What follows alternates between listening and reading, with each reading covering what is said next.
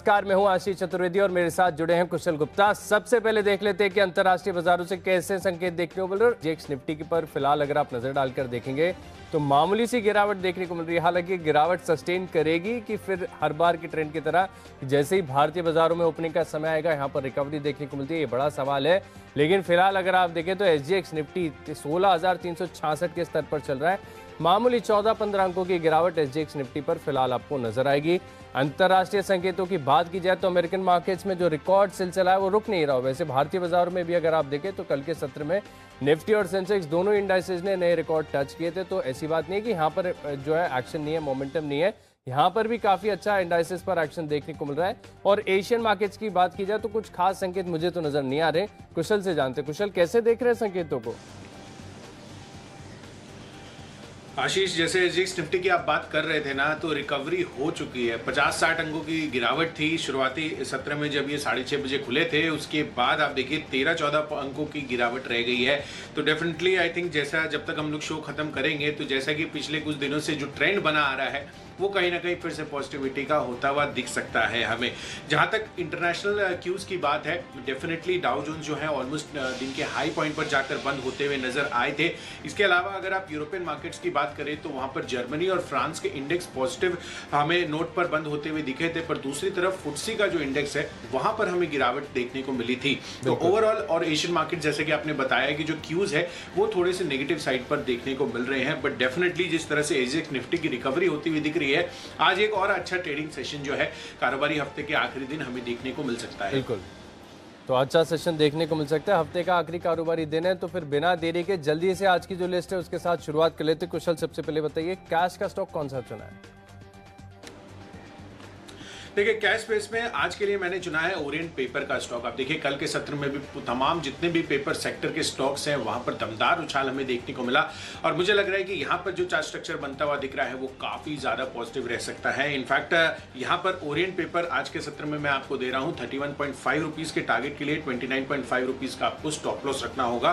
तो ये cash segment से मेरी तरफ से आज के लिए स्टॉक है ओरिएंट पेपर का। आशीष, आपने क्या चुना है यहाँ पर? देखिए, कैश में मैंने थायरोकेयर टेक्नोलॉजीज स्टॉक को चुना है। यहाँ पर खरीदारी करनी चाहिए साल दर साल, तिमाही दर तिमाही। अगर आप देखें, वैसे कल बाजार बंद होने का बहुत ही लंबी सूची है रिजल्ट्स की, तो उनमें से सिलेक्ट करना कि तिमाही दर तिमाही, साल दर साल कौन से नतीजे अच्छे हैं, थोड़ा सा डिफिकल्ट हो रहा था। लेकिन लकीली मुझे दिख गया थायरोकेयर और यहाँ पर देखिए अच्छी तेजी देखने को मिल सकती है। वैसे भी एक रेंज ब्रेकआउट हुआ है, तो 1395 रुपए के लक्ष्य के लिए आप खरीदारी करेंगे। 1322 रुपए का आपको स्टॉप लॉस लगाकर चलना है। कैश का स्टॉक मेरी तरफ से थायरोकेयर। अब फ्यूचर्स की बारी आती है। फ्यूचर्स में देखिए मैंने चुना है टाइटन, यहाँ पर खरीदारी करनी है। वैसे अगर आप देखें तो देश भर में अब स्थिति काफ़ी ज़्यादा सुधर रही है। दिग्गज शेयर जो है फाइनेंशियल कैपिटल, वहाँ पर भी देखिए मॉल्स को एक्सटेंडेड टाइमिंग तक ऑपरेट करने की इजाज़त दे दी है। इससे में इनकी जो बिक्री है, काफ़ी सारे स्टोर्स इनके मॉल्स के अंदर होते हैं, तो उसका एक फ़ायदा देखने को मिलेगा। और टेक्निकली ब्रेकआउट की चर्चा तो हमने काफ़ी बार इस शो के दौरान की। तो 1860 रुपये के लक्ष्य आप इंट्राडे पोजीशंस लेंगे, 1809 रुपये का आपको स्टॉप लॉस लगाना है। कुशल, फ्यूचर्स का स्टॉक कौन सा रहेगा? देखिए, आज ऑटो सेक्टर के लिए बड़ा दिन हो सकता है। जैसा कि आपने बताया हेडलाइंस में कि जो प्रधानमंत्री मोदी जी हैं वो सुबह 11:15 बजे जो है स्क्रैपेज पॉलिसी को लेकर काफ़ी सारे ऐलान कर सकते हैं। तो डेफिनेटली एम&एम जो है आज मेरी फोकस लिस्ट में बना हुआ है। इनफैक्ट एमएसटीसी के साथ जो इनका टाई अप है वो और ज़्यादा इसमें पॉजिटिविटी आ सकती है अगर कुछ बहुत ज़्यादा अहम ऐलान जो है यहाँ पर निकल कर आते हैं। तो एम&एम जो है अपनी फोकस लिस्ट में बनाकर रखिए। कल के सत्र में ऑलमोस्ट फ्लैट सी क्लोजिंग हमें यहाँ पर देखने को मिली थी और मुझे लग रहा है कि इस वजह से यहाँ पर तेजी बन सकती है। तो 795-800 रुपए के टारगेट आज आप यहाँ पर बनाकर चले। 768 रुपए ये आपका स्टॉप लॉस रहेगा। इनफैक्ट यही ये जो ट्रिगर अभी बना है, इस ट्रिगर के जरिए ही मुझे लग रहा है कि ऑप्शंस में भी आपको ट्रेड करना चाहिए अपोलो टायर्स में।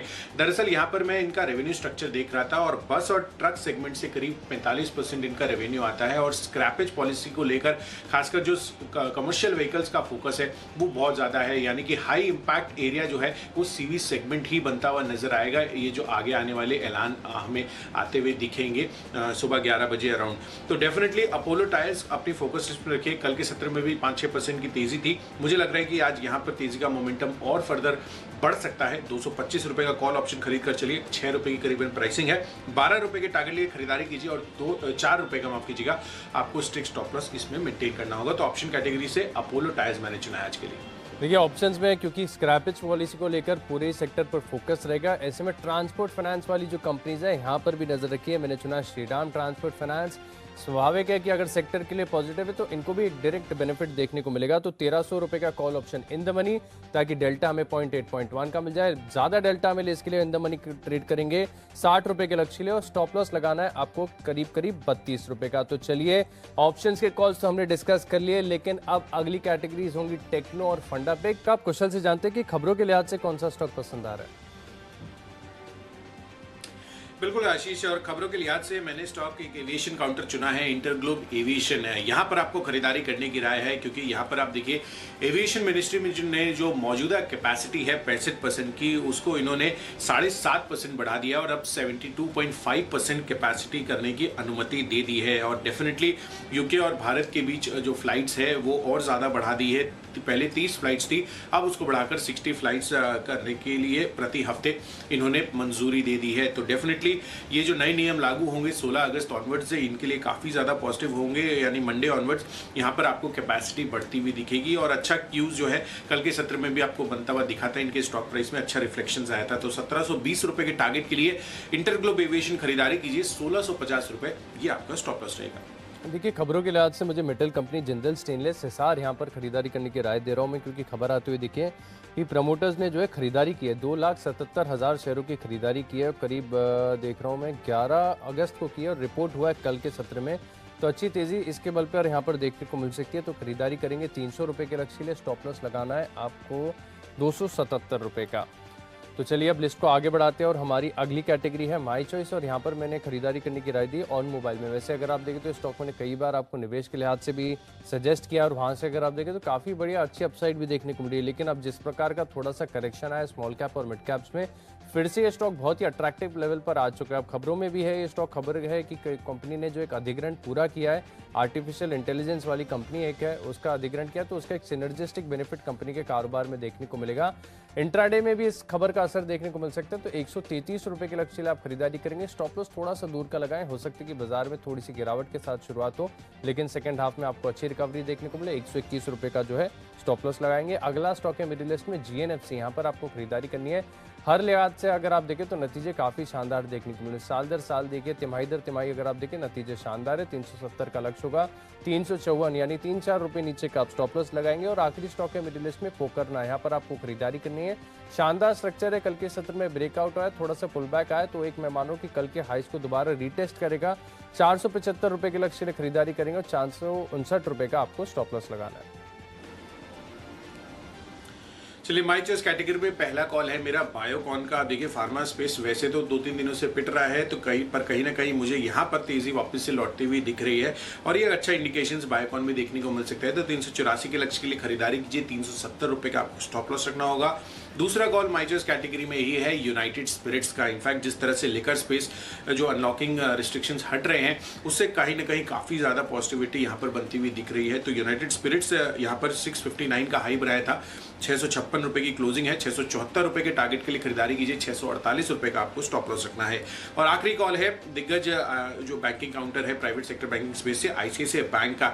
इनफैक्ट यहाँ पर जो 52 वीक हाई 717 718 लेवल्स के इसने बनाए थे, वो आज हो सकता है कि ब्रीच करते हुए नजर आए। चार्ट स्ट्रक्चर काफी पॉजिटिव लग रहा है। 723 के टारगेट के लिए खरीदारी कीजिए। 694 रुपये आपका स्टॉप लॉस रहेगा इस स्टॉक के लिए।